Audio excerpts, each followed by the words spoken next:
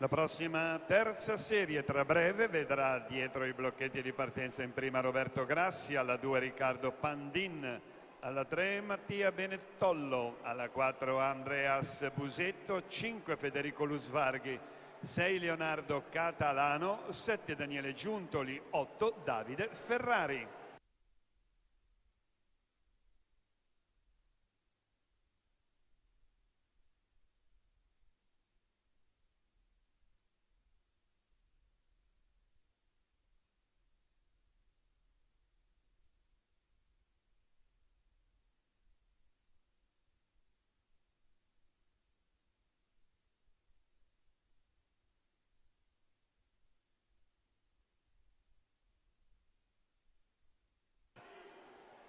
Filippo De Paoli, corsia 3, a metà gara continua a condurre, già consistente il suo vantaggio, 2 secondi e 72 su Filippo Fantini.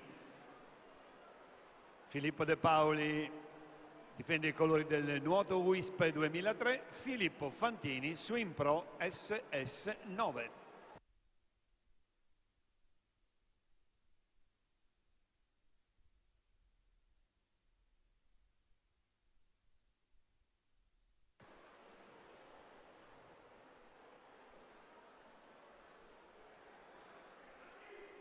Due vasche alla conclusione con vantaggio consistente di Filippo De Paoli, 3 secondi e 76 su Alessio Nativitati che nuota in corsia 7. Ormai siamo alla conclusione, vediamo dunque il tempo finale del vincitore. Filippo De Paoli nuota in corsia 3 e chiude con il responso cronometrico ufficioso di 2:02:19.